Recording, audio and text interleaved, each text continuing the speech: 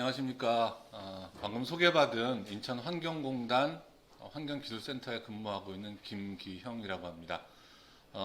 제가 할당받은 시간이 25분인데 30분까지 끝내야 되는 관계로 실질적으로 20분 정도밖에 시간이 없는 것 같아요. 그래서 20분 동안에 굉장히 짧은 시간이지만 20분 동안에 여러분들께 오늘 준비한 자료 말씀드리도록 하겠습니다.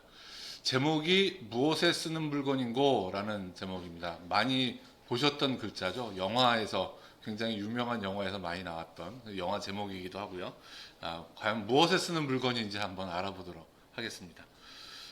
일단 시작하기 전에 제가 숫자를 두 가지 보여드릴 텐데요. 이 숫자가 무엇을 의미하는 건지 한번 나름대로 생각을 해보시면 좋을 것 같아요.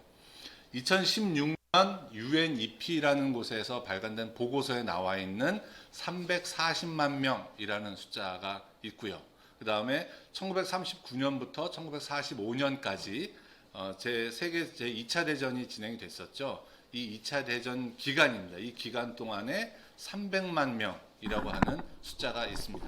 자, 이 340만 명이라는 숫자와 300만 명이라는 숫자가 무엇을 의미하는가? 어떤 걸 의미할까요? 아마 죽은 사람의 숫자가 아닐까? 이렇게 생각이 되실 것도 같은데, 밑에 있는 300만 명은 2차 세계대전 중에 전사한 군인의 숫자입니다. 2차 세계대전 중, 그러니까 1939년부터 45년까지 전쟁 동안에 사망한 군인의 숫자가 300만 명이고요. 위에 나와 있는 340만 명은 세계적으로 평균 1년 동안 사망하는 수인성 전염병에 의해서 사망하는 사람의 숫자입니다. 그러니까 4년 동안의 전쟁 기간 동안에 전사한 군인 숫자보다 1년 동안의 수인성 전염병으로 사망한 사람의 숫자가 훨씬 더 많다는 거죠. 그만큼 물 환경, 수 환경이라는 부분이 굉장히 중요하다. 그렇기 때문에 우리가 우리 주변의 다른 환경들도 중요하지만 다른 환경들 중에서도 물과 관련된 환경이 굉장히 중요하다라는 의미를 가지고 있죠. 우리가 사용할 수 있는 물의 양은 얼마나 될까? 이거를 많은 사람들이 이제 연구를 해서 만든 자료가 있는데, 보시는 것처럼 지구의 물을 100%라고 했을 때 약 97%는 바닷물, 그리고 나머지 3%는 소금기가 없는 민물, 이렇게 구분을 하고 있고요. 그럼 소금기가 없는 민물, 이 3%의 구성은 어떻게 되어 있나를 봤더니 빙하가 한 70% 정도 차지하고 있고요. 그 다음에 지하수, 그 다음에 기타, 이렇게 되어 있습니다. 그러면 지하수나 만년 빙하 같은 건 저희가 사용할 수 없는 물이기 때문에 나머지 기타에 해당되는 물, 혹은 지표수에 해당되는 물, 이 중에서 주로 지표수를 사용을 하고 있죠. 지표수가 0.3%인데 이 0.3%의 구성을 봤더니 호수가 87%, 늪지가 11%, 강이 2%. 그럼 저희가 사용하는 것은 대부분 호수나 강에 있는 물인 거죠. 이렇게 구분을 했는데 이해하기가 조금 좀 어려울 수 있어요. 그래서 쉽게 만든 그림이 하나 있습니다. 자, 우리가 지구상에 존재하는 전체 물을 100%라고 했을 때 맨 위에 있는 것처럼 물통이 이렇게 있죠. 이 물통들 중에 담수, 즉 소금기가 없는 물은 3리터, 약 3% 정도. 그리고 이 3% 중에서 우리가 사용할 수 있는 물은 티스푼으로 반 개 정도밖에 안 된다는 겁니다. 그러니까 지구상에 굉장히 많은 물이 있어도 실질적으로 우리가 사용할 수 있는 물의 양은 너무너무 작다. 그렇기 때문에 물에 대한 소중함을 반드시 알고 지내야 된다라는 이야기가 되겠죠. 자, 그러면 이렇게 사용할 수 있는 물이 티스푼으로 따졌을 때 반 스푼밖에 안 되는데, 이 지구상에 존재하는 물의 양은 변하느냐 변하지 않느냐, 대부분들은 변하지 않는다라고 생각들을 하고 계세요. 맞는 얘기입니다. 지구상에 존재하고 있는 물은 변하지 않습니다. 그런데 이 지구상에 존재하고 있는 물은 변하지 않는데 왜 우리는 점점 사용할 수 있는 물이 적어질까? 지구상에 존재하고 있는 물이 계속 순환을 하고 있는데 이 순환 과정에서 어떤 문제가 생기기 때문에 그렇다. 그러면 어떤 문제 때문에 그러냐? 어떤 문제 때문에 물이 부족하게 되느냐를 한번 알아보도록 하겠습니다. 자, 첫 번째 이유는 지구에 존재하고 있는 인류의 숫자가 점점점 늘어나고 있다. 사람의 숫자가 점점점 늘어나고 있기 때문에 인구수가 많아지니까 지구에 있는 물의 양은 일정한데 인구수가 점점 늘어나고 있으니까 당연히 한 사람이 사용할 수 있는 물의 양은 점점점 줄어들게 되는 것이죠. 그럼 두 번째는 무슨 이유냐? 기후 이변 때문에 그렇다. 기상 이변이라고 얘기를 하죠. 기상 이변 때문에 예전에는 물이 많던 동네에 물이 없어지거나 혹은 물이 없던 동네에 물이 많아지거나, 이게 어떻게 보면은 물이 없던 동네에 물이 많아진다는 것은 좋은 의미가 될 수도 있지만, 이게 물이 없던 동네에 물이 많아지거나 물이 많던 동네에 물이 없어지거나 이런 부분들이 실제로 가용할 수 있는 수량에 영향을 주기 때문에 그렇다라는 것이고요. 그 다음에 제일 중요한 세 번째는 우리가 사용할 수 있는 물의 양이 점점점 줄어드는 가장 중요한 원인은 수질 오염 때문에 그렇다. 하천이 오염되고 호소가 오염되기 때문에 오염된 물을 쓸 수가 없죠. 그러니까 쓸 수가 없는 물이 점점점 많아지니까 쓸 수 있는 물의 양은 점점점 줄어들게 된다. 이런 이유 때문에 물이 부족해진다라고 이야기를 하고 있죠.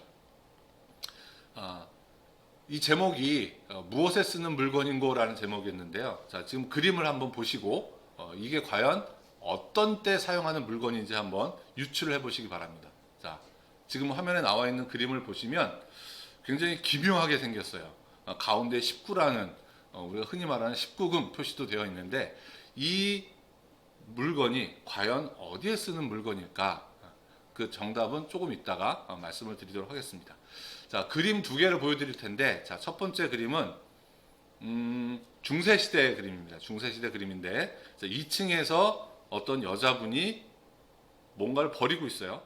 밑에서는 막 사람들이 많고 축제하고 있는데 위에서는 뭔가를 버리고 있다. 또 다음 그림은 위에서 똑같이 뭔가를 버리고 있는데 사람들이 밑에서 우산을 쓰고 다니고 있다는 거죠. 자, 이게 어떤 상황일까요? 중세 시대 때는 화장실이라는 게 없었습니다. 화장실이라는 게 없었기 때문에 집안에서 볼일을 보는 거죠. 집안에서 볼일을 본다. 어디에? 옛날 우리 조상들이 사용하던 요강 같은 곳에 볼일을 보고 그것을 2층에서 그냥 밖으로 던지는 거예요. 바로 버려버리는 거죠. 그러니까 밑에 지나가던 사람들이 그걸 오물을 다 뒤집어 쓰게 되니까 우산도 필요하게 되고, 또 휙 버리면 벽에 바짝 붙으면 오물이 덜 튀게 되니까 벽에 바짝 붙여서 걷게 되죠. 그리고 길거리에는 오물이 굉장히 많겠죠. 지나가다가 우리가 개똥을 밟아도 기분 나빠하는데 사람이 버린 오물들이 길바닥에 너저분하게 놓여 있고 그 우리가 밟는다고 생각을 하면 굉장히 기분이 좋지 않겠죠. 자, 그래서 이 그림, 무엇에 쓰는 물건이고 이것은 과연 어디에 쓰는 물건일까? 정답은 바로 하이힐입니다. 중세 때 하이힐이 있었어요. 근데 지금 우리가 신고 다니는, 많은 여성분들이 신고 다니는 하이힐과는 모양이 조금 다르긴 하죠. 근데 어쨌든 이 그림은 하이힐의 그림입니다. 왜냐하면 바닥에 오물들이 너무 많기 때문에 이걸 밟으면 그 신발뿐만 아니라 내 발등이나 뭐 이런 데도 직접 묻게 되니까 이거를 밟지 않도록 하기 위해서 신발을 굉장히 높게 만들었죠. 이게 하이힐의 시작이고, 이런 오물들이 옷에 묻고 하다 보니까 냄새가 나니까 이 냄새를 없애기 위해서 향수라는 문화가 시작이 된 거죠. 그래서 중세시대 때 시작된 여성들의 필수품 하이힐과 향수다. 그래서 무엇에 쓰는 물건인 거의 정답은 바로 하이힐이다. 이게 왜 나왔느냐를 다시 한번 생각을 해볼 필요가 있다고 생각이 됩니다. 자, 그러면 아까 제가 변기에 대한 얘기를 드렸는데 이 변기에 대한 역사를 한번 살펴보도록 하겠습니다. 1596년 최초의 수세식 변기가 개발이 됐다고 해요. 어디에 있었냐? 엘리자벳 여왕 궁전과 그 다음에 바리사유 궁전, 여기 딱 두 군데의 수세식 변기가 있었다고 합니다. 그 이외에는 변기라는 자체가 아예 없었죠. 그러다가 1775년에 밸브 크로셋이라고 하는 밸브를 뚜껑을 열었다 닫았다 하는 이런 형태의 수세식 변기가 처음 개발이 됐는데, 이때부터 하수도의 수질 오염 문제가 시작이 됐다라고 이야기들을 하고 있습니다. 3년 후에 1778년에 악취를 방지하기 위한 수세식 변기가 등장을 했고요. 1850년에는 런던의 콜레라 대유행이 시작이 되면서 굉장히 많은 사람들이 목숨을 잃었죠. 바로 수인성 전염병 때문에 목숨을 잃기 시작을 했습니다. 바로 수세식 변기가 그 주된 원인이 되는 것이죠. 그래서 1882년에 불과 얼마 안 됐죠. 지금이 2021년이니까 한 200년 정도밖에 안 된 거, 150년 이 정도밖에 안 된 것 같은데, 이때 처음으로 미생물을 이용한 하수처리 설비가 처음 등장을 하게 됩니다. 그 다음에 1889년에 현재의 화장실에서 쓰고 있는, 우리가 현재 화장실에 쓰고 있는 워시다운이라고 하는 형태의 수세식 변기가 만들어지게 되죠. 그래서 미생물을 이용한 하수처리 설비가 등장을 하고 나서 처리가 어느 정도 되니까 물을 더 많이 사용하는 현재의 수세식 변기가 등장을 하게 됐고요. 이 이후로 더욱더 많은 물을 사용을 하게 됐는데, 그 결과로 어떤 영향이 초래가 됐느냐? 수질 오염이 점점점 더 가속화되기 시작을 했다. 그래서 결과적으로 현재 우리가 겪고 있는 많은 수질 오염의 대부분은 공장이나 이런 대규모 단지에서 발생되는 문제가 아니라 바로 가정에서 버려지는 오수, 그다음에 가정에서 버려지는 뭐라 그러죠? 오물, 뭐 이런 것들이 수질 오염에 가장 큰 영향을 미치는 주범이다라는 사실을 꼭 명심하셨으면 좋겠다라는 말씀을 드립니다. 우리가 물이 더러워지는 것을 수질 오염이라고 얘기를 하고, 그 더러워진 물을 깨끗하게 만드는 것을 정화라고 이야기를 하는데, 수질 오염과 수질 정화에 대해서 개념을 한 번 더 짚어보고 넘어가도록 하겠습니다. 자, 수질 오염이라고 하는 것은 자연 상태에 있는 물이 외부의 어떤 요인에 의해서 더러워져서 사용할 수 없게 되는 것을 수질 오염이라고 이야기를 합니다. 사용할 수 없다라는 개념은 내가 어떤 목적한 바대로 쓸 수 없다라는 그런 개념이죠. 예를 들어 나는 먹어야 되는데 먹을 수 없어. 그러면 수질 오염입니다. 근데 먹지는 않고 그냥 청소할 때만 쓸 거야 라고 했을 때는 수질 오염이 아닌 거죠. 그렇기 때문에 수질 오염에 대한 기준은 내가 어떤 목적으로 사용을 하려고 할 때 그 목적에 맞게 쓸 수 있느냐 없느냐를 기준으로 삼게 되는 것입니다. 수질 정화라고 하는 것은 그렇게 오염된 물을 내가 쓸 수 있는 목적에 맞게 개선하는 것, 그것을 수질 정화라고 이야기를 하고 있죠. 그래서 수질 오염에 대한 정의, 수질 정화에 대한 정의, 이런 것들을 확실하게 알아두셨으면 좋겠습니다. 우리가 흔히 수질 오염이라는 것을 얘기할 때 ppm이라고 하는 단위를 많이 사용을 합니다. parts per million이라고 하는 단어인데요. 이 ppm이 어떤 의미를 갖고 있느냐? 자, 1kg 중에 물이 1kg이 있는데 1kg 중에 이물질이 몇 밀리그램이 있느냐를 이야기할 때 사용하는 단위가 ppm이라는 단위인데요. 근데 물은 비중이 1이죠. 물은 비중이 1이기 때문에 물 1kg은 즉 곱하기 1 해봐야 똑같으니까 물 1kg은 1리터입니다. 만약에 물이 아니고 수은이다, 그럼 달라지게 돼요. 수은은 비중이 굉장히 크기 때문에 달라지게 되는데, 물 같은 경우는 1kg이 1리터를 의미하기 때문에 1ppm이라고 하는 것은 물 1리터에 어떤 물질이 1mg 있을 때를 1ppm이라고 이야기를 하고, 원칙적으로 얘기하면 1mg per 리터라고 얘기하는 게 맞습니다. 그래서 많은 분들이 몇 ppm 이야기를 하더라도 이 강의를 들은 여러분들은 야, 그건 ppm이 아니라 밀리그램 퍼 리터야 라고 이야기를 해주시면 굉장히 많은 지식을 갖고 있는 그런 상황이 되는 거죠. 그래서 앞으로는 ppm이란 단위보다는 밀리그램 퍼 리터를 사용했으면 좋겠고요. 그 다음에 ppb라는 단어가 있습니다. ppb는 뭐냐면 1ppm의 1000분의 1이죠. 그러니까 1ppm을 1000으로 나눈 것. 그래서 물 1리터에 0.001mg이 들어있는 상태를 1ppb라고 이야기를 합니다. 보통은 물과 관련해서는 ppb보다는 ppm, 즉 밀리그램 퍼 리터를 더 많이 사용을 하고 있습니다.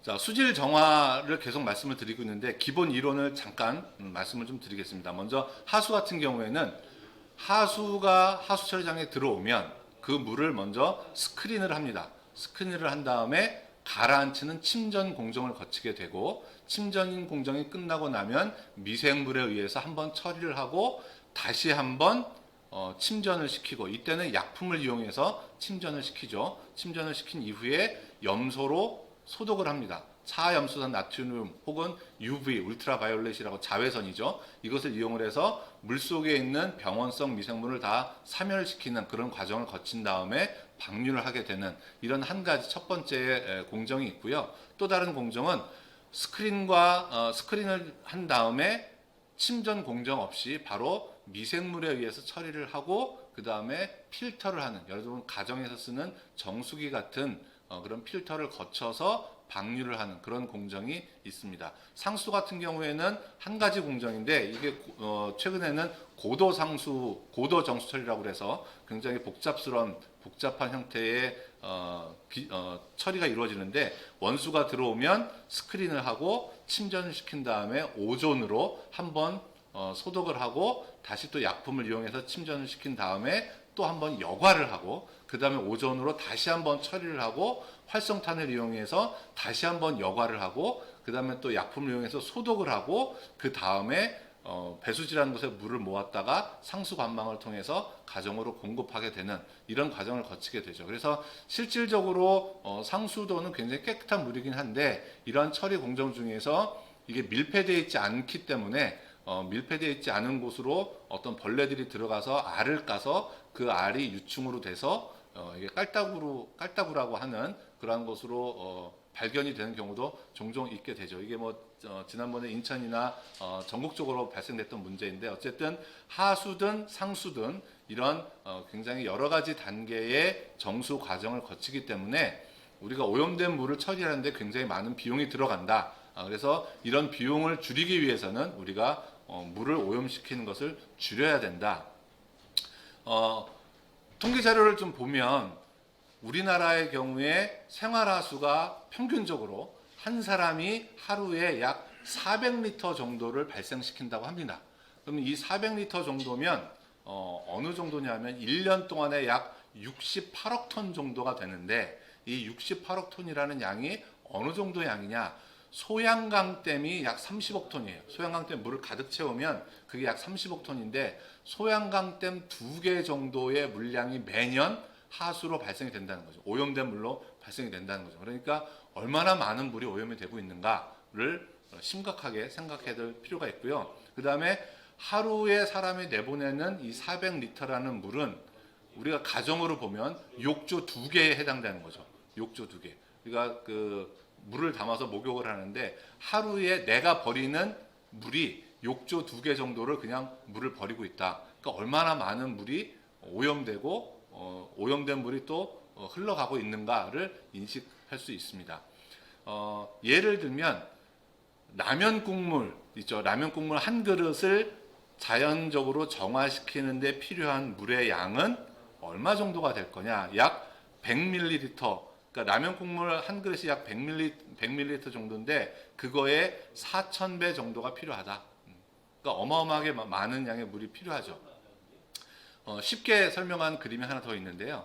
자, 기름 30ml를 정화하는 데 필요한 물의 양은 욕조 3개 정도. 그 다음에 된장찌개 200ml를 자연적으로 처리하는 데 필요한 물의 양은 욕조 5개 정도. 그 다음에 마요네즈 10ml를 정화하는 데 필요한 물의 양은 욕조 8개 정도. 그 다음에 튀김기름, 우리가 집에서 튀김을 해 먹잖아요. 근데 대부분 그 튀김 한 기름을 하수구에 그냥 버리시는 분도 계시는데, 이게 이제 하천이나 이런 데로 흘러 들어갔다. 그러면 이 튀김 그릇, 튀김한 기름 500ml를 자연적으로 처리하는 데 필요한 물의 양은 욕조 330개가 필요하다는 거죠. 그러니까 우리가 가정에서 물을 어떻게 어떻게 아끼고 어떻게 버리느냐에 따라서 그 물을 처리하는 데 들어가는 추가적인 물량이 굉장히 줄어들게 되고, 이것은 자연을 보존하고 환경을 보호하는 데 굉장히 중요한 역할을 하고 있다. 그래서 공장에서 물을 많이 버려요. 공장에서 수료를 많이 시켜요. 이것도 문제이긴 하지만 정작 중요한 것은 우리가 실제 생활에서 일상생활에서 얼마만큼 물을 아끼고 버리느냐가 제일 중요하다. 그래서 물을 절약하는 것이 환경 보호의 시작이다라는 말씀을 반드시 드리고 싶습니다. 이 강의를 듣는 여러분들도 내가 가정에서 물을 좀 아껴야 되겠구나. 그리고 물을 버릴 때도 조금 더 오염을 덜 시켜서 버려야 되겠구나. 이것이 환경 보호의 시작이라는 것을 꼭 명심하시기를 부탁드리겠습니다. 30분이 딱 됐네요. 마치도록 하겠습니다. 감사합니다.